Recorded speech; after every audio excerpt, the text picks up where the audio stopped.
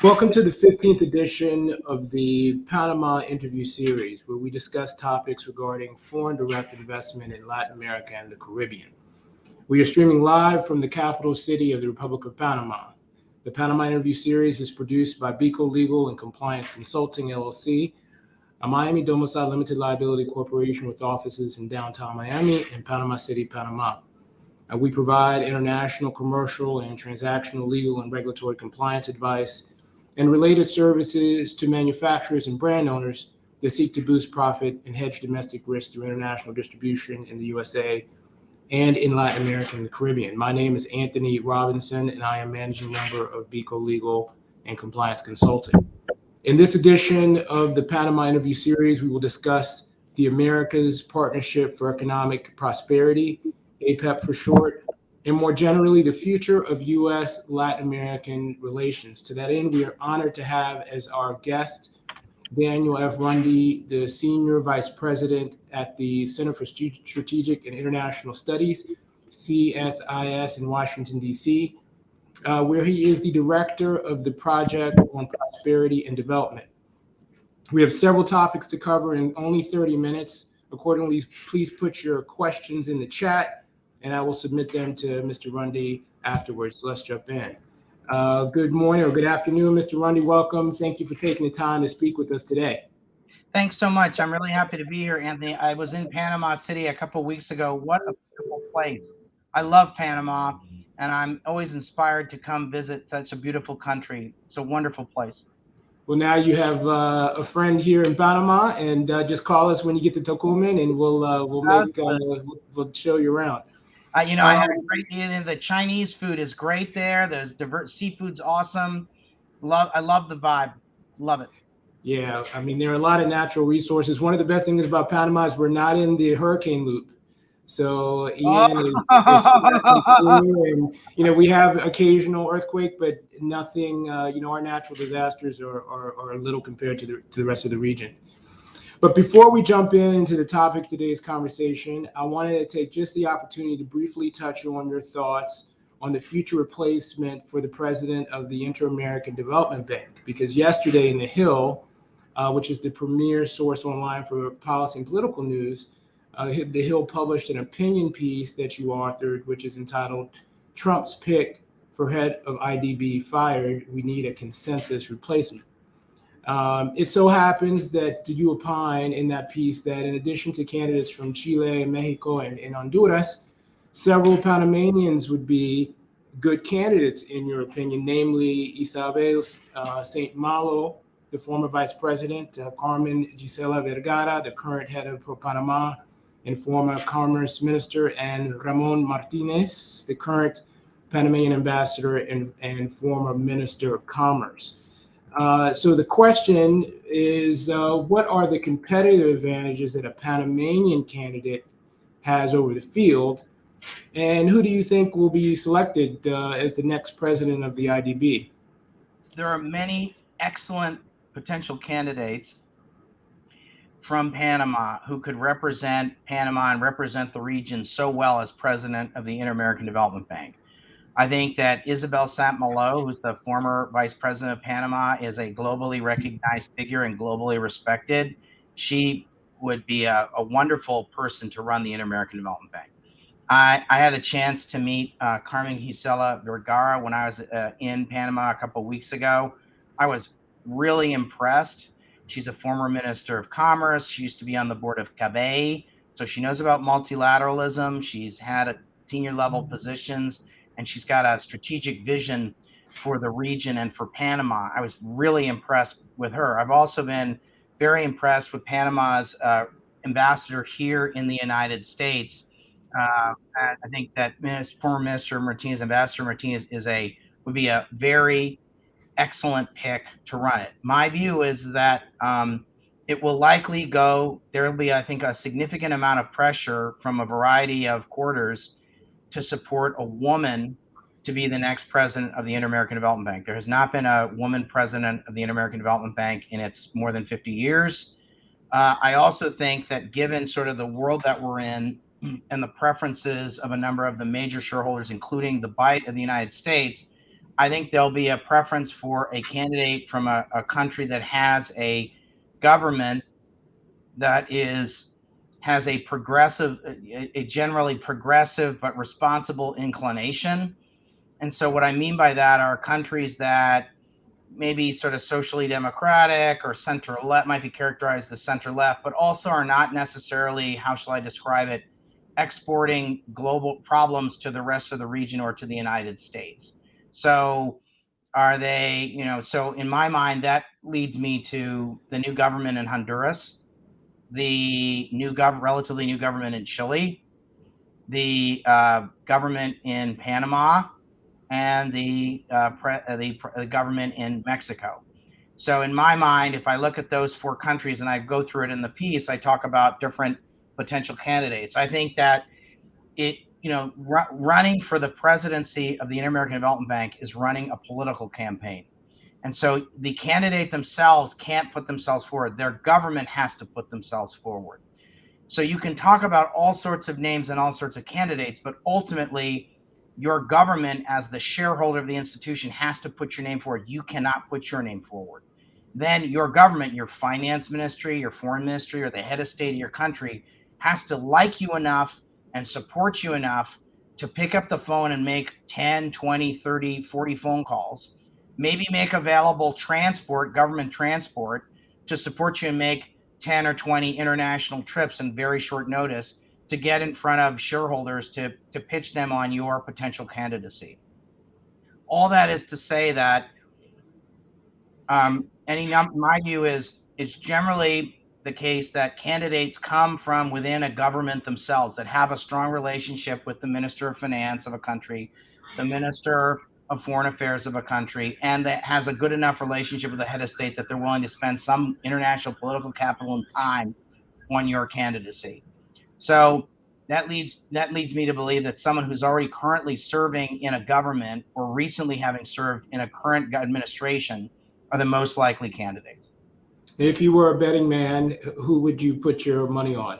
Well, I really like former Mexican ambassador Martha Bárcena, who is a former Mexican ambassador to the United States, and she also represented a number of was a representative of a number of international organizations. She was also ambassador to, I believe, both Kazakhstan and Russia, I think.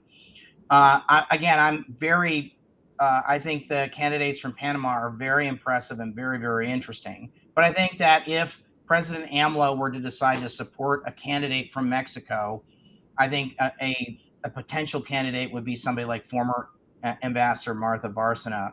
Then I think the other likely candidate would be is if whoever's really close to President Boric of Chile, and if that person was willing, if President Boric was willing to spend his limited political capital on that candidate. So the obvious female candidate comes to mind is Michelle Bachelet. Now, the other thing to think about is age issues. So there is, in theory, a mandatory retirement somewhere in the 60s. I think it's like 63, 65, or 67, something like that, for the Inter-American Development Bank. I'm sure you could get a waiver, but it's not necessarily a great look to tell all the staff you've got to retire at X age, but we're going to put somebody in at 3 or 5 years older than that and just sort of ignore it. So I do think that is an issue. So I think ultimately I would look for a candidate either from Chile or from Mexico, depending on how energetic those governments are in supporting a potential candidacy. Right. The article in The Hill, I think it dropped yesterday, if not this morning. And The Hill is a great source of the political news. And Mr. Runde, I think you had another piece out today. So you're on top of all of the timely matters. I definitely encourage and recommend following you on The Hill. With regards to the topic of today, the Americas Partnership for Economic Prosperity, the 9th Summit of the Americas took place in June of this year in Los Angeles.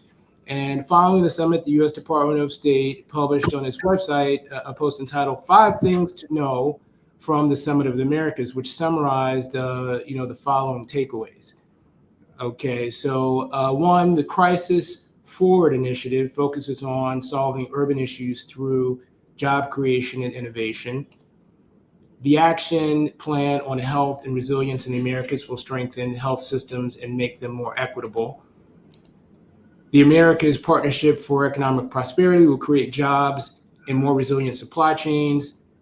The U.S. Caribbean Partnership to address the climate crisis 2030 will help mitigate the impact of climate change on the Caribbean. And finally, the Los Angeles Declaration on Migration and Protection will address the unprecedented migration crisis in the region.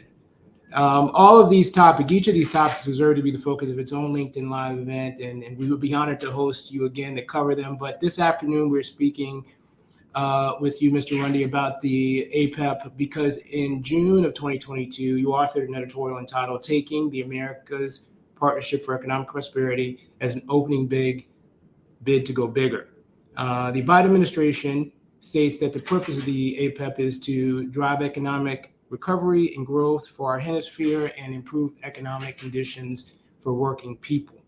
And your article posits the question, if the United States, quote unquote, wants to engage with the region and is not prepared to spend political capital and free trade deals, what can it offer?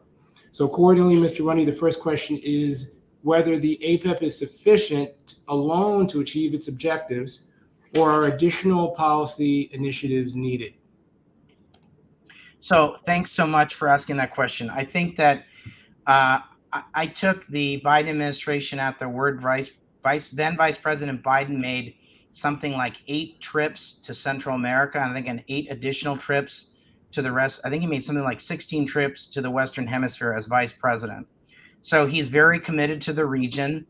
And I think, unfortunately, I think the constraints that were given to the staff were, please come up with a deliverable on economic issues for the hemisphere, but please don't talk about additional trade agreements, which I think is very, very unfortunate. So I think what APEP is trying to answer the question of like, what could we offer within the constraints of not using the context of a trade agreement? So I think we should say, okay, let's start with that and take them seriously.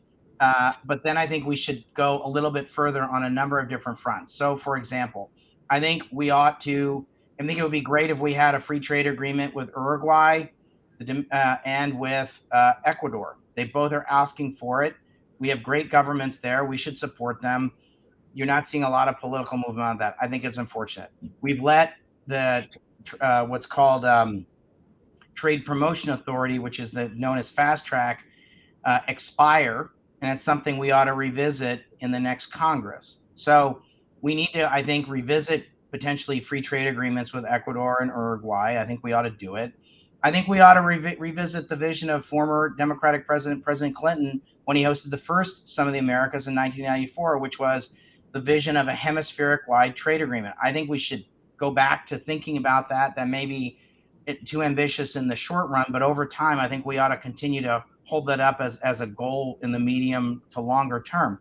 In the medium term, we ought to aspire for a digital trade agreement across the Western Hemisphere as something that should be achievable. I think we also ought to be thinking about, given that there's been this change in leadership at the Inter-American Development Bank, I think there's enough challenges in the region, and the Inter-American Development Bank is the most important collective action vehicle that we have, that under the right leadership, we ought to consider, and under the right political agreement in terms, for example, adding new shareholders to the Inter-American Development Bank, considering some sort of a additional capital increase under the right political circumstances. So I think there's a series of things. We should take APEP as a starting point, and I think it's unfortunate. I think they had a number of constraints, and I think that we should start with that. I think there was a temptation to sort of rubbish it, and so I think we should say, okay, we're going to take you seriously. There's a series of things that you're pointing to. We can work within those constraints, but then I think we should start coloring outside the lines and lift our sights a little bit higher and use that as an opening. Think of it like a coloring book, and they've put some pretty limited lines, and we're coloring it. We ought to think about how we can color outside those lines. Speaking of the TPA, which you said lapsed in July of 2022, the last 2 recent rounds of the TPA authorization were contested and partisan. Do you think that the Biden administration will fight to reauthorize the TPA? So I worry that they're not going to be willing to spend a lot of political capital on this. At the same time, there's going to be a change from the Democratic Party to the Republican Party in the House of Representatives. So I do think there may be a willingness on the part of some folks in the Republican Party to explore revisiting TPA and, in essence, bringing it to the Biden administration next year. And does the absence of the TPA reduce the potential success of the APEP? Is there a possibility of the APEP being successful without the TPA? You know, I think there's a series of components to what APEP is seeking to do that don't require TPA. So they've talked about strengthening, thinking about things like digital agreements or trade facilitation. There's a series of things that are not requiring additional legislation or spending political capital in the Congress that are referenced in the APEP. So I think it's very limiting, but I think you can do a number of things within the framework of APEP without having to get trade promotion authority. APEP mentions the possibility of a capital increase of the IDB invests, which organization invests in private businesses in conjunction with the Multilateral Investment Fund. Is a capital increase of the IDB invest efficient alone, or is a capital increase for the entirety of the IDB necessary? So I think I believe that the Biden administration wanted to come to Los Angeles saying something about the most important regional collective action vehicle, which was the Inter-American Development Bank. But they were very unhappy that the president of the Inter-American Development Bank was a Trump appointee, which had broken with sort of 50 years of tradition of having a Latin American president and a number two who happened to be a U.S. citizen. And so, as a way of signaling displeasure with the leadership arrangement, they were saying, while also saying something about the IDB, we will support the subsidiary institution of IDB Invest, which has its own separate board and has its own separate shareholdings, but we are not going to contemplate now a capital increase for the Inter-American Development Bank. I believe that with this change in the political dynamic and the leadership dynamic at the Inter-American Development Bank, I believe that the Biden administration will be open to the idea of revisiting a capital increase under the right political circumstances for the entire Inter-American Development Bank. Thank you for that answer. In another article on the Hill that you recently published, you opined that the IDB should act as an enabler in Latin America's efforts to be a beneficiary of nearshoring. What are some of the examples of ways in which the IDB can help Latin America take advantage of the nearshoring opportunities caused by the recent global supply chain disruptions? So I think that we want to use multilateral development banks like the Inter-American Development Bank, and we ought to use foreign aid by institutions like USAID to provide, what WD-40 is. It's that spray you use for sort of like making things a little bit easier to move stuff around. So it's like an oil-based lubricant for metals. We need to use foreign aid like WD-40 to help shift global supply chains away from mainland China. I think as a result of the COVID pandemic, I think people are rethinking having a singular dependency on mainland China. When they threatened to cut off our medicines and they threatened to cut off our ventilators, those were fighting words. Those were grounds for divorce. So I think there's going to be an interest in finding ways to help shift that. So I think foreign aid and institutions like the Inter-American Development Bank do any number of different things to help be that WD-40 to shift supply chains. So, for example, there's a whole rubrics of stuff called trade capacity building or trade facilitation. These are, in essence, foreign assistance and technical assistance and advice and finance to enable a number of different things in the trade space. So it can mean things like changing laws and rules around things like intellectual property or property rights, or clarity about strengthening rule of law or strengthening contracts, reducing corruption, making a country more attractive, confronting issues such as whether a country's on a FATF gray list or not, which I know is an issue that's important to my friends in Panama. Those are all things along those lines. Also, it can finance things like strengthening airports and ports and airports and infrastructure investments. It could be supporting and enabling investments in the digital infrastructure that you can have. A lot of manufacturing and a lot of other activities require significant higher levels of digital use than they did 5 or 10 years ago. I think, for example, the CAFTA-DR or even the U.S.-Panama Free Trade Agreement didn't really fully contemplate the levels of digital activity that we're having, many years, even 10 plus years later from where we are today. So we ought to be using the IDB and also things like workforce development and training so that we can get folks to say we have a qualified workforce. So Panama, which is a wonderful place for nearshoring, I think it's got great rule of law. It's a stable democracy. It's beautiful. It's got a lot of cultural offerings. The food is great. The people are great. It's very diverse. They're multilingual. They're open to other folks from other parts of the world. A very friendly, investment-friendly climate. So I think that Panama is one of the great places and one of the places where there ought to be sort of the ground zero of nearshoring ought to be in Panama. It's got a great airport. You have a new second terminal. Copa is a great tarjeta de presentación for Panama. It's a private company, but it really is a great unofficial ambassador for the country of Panama. It's a wonderful area. Dollar-based Dollar-based. economy, stable constitutional democracy, more than 35 free trade zones, which I know is a big part of, so you're singing to the choir here. And I wish we had more time to go into that, but we only have a half hour. So, the last topic is just the future of U.S.-Latin American relations generally, where we're going. In August of this year, you have your own podcast entitled Building the Future, Freedom, Prosperity, and Foreign Policy with Dan Runde, which podcast we strongly recommend that people follow.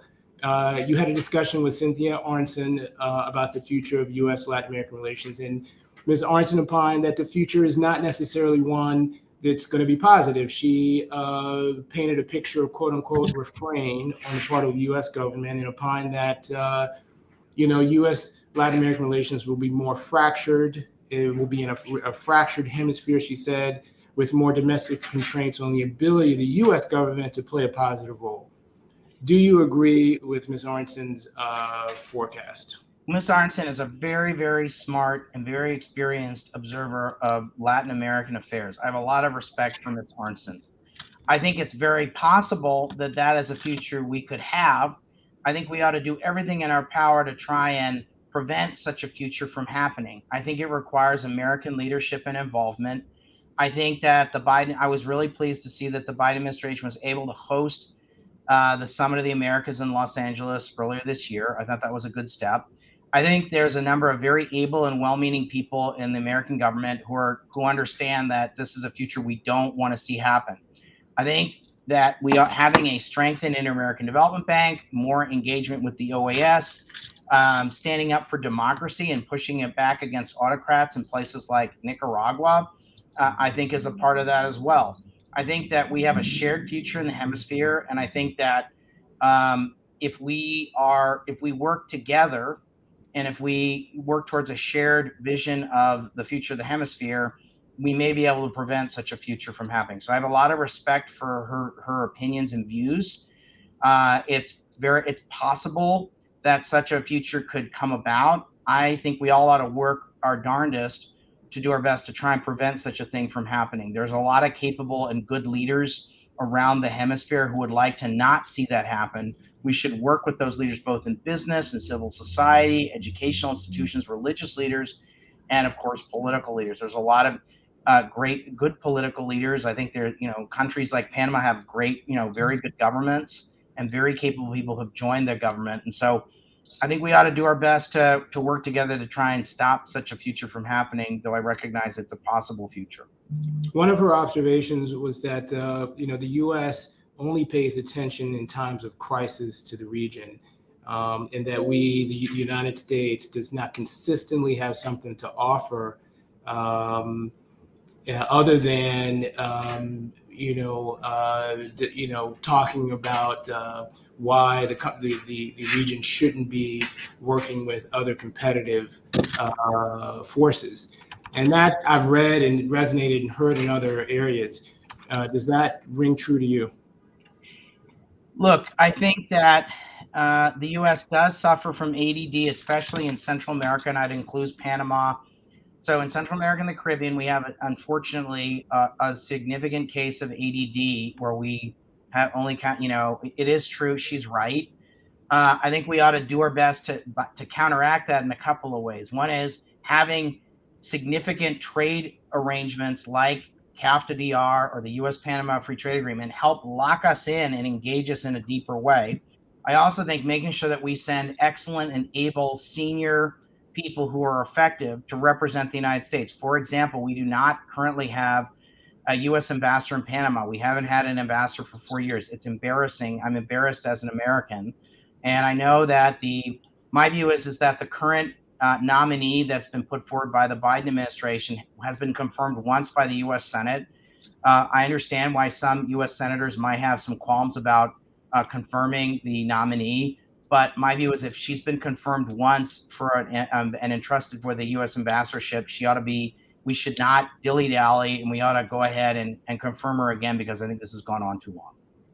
Last question. Another observation of Ms. Arnson is that Latin America, unlike other regions of the world, is not a priority across the U.S. government in all agencies, meaning there are certain agencies that focus on Latin America, but it's not a priority for every aspect of the U.S. government, unlike other areas of the country, which was surprising to hear given the size and importance of the region and the proximity to the U.S. and the potential. Is that true, and how can that be resolved? Well, look, I think, as I said, I have a lot of respect for Ms. Arnson, and I take her observations very, very seriously. I do think it's difficult when you have a region that's largely at peace. There are challenges in the region, and it does require, the U.S. has a shared future with the region, and we need to be a reliable friend and partner. And sometimes we're a little bit ADD and could be a better friend and partner at times. That there are just a lot of distractions in the world. There's a lot of challenges in the world going on right now. There's the Ukraine crisis, there's the global food crisis, there's challenges in places like the Middle East or North Korea. And so as a result, those sorts of shiny objects of crises absorb a lot of policymakers' time. So that she's right in that sense.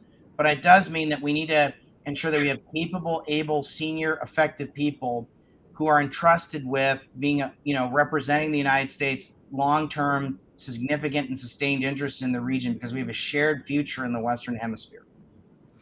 Thank you very much for your time. We're going to be following you on the Hill and in your podcast and anywhere else we can find you. Take care.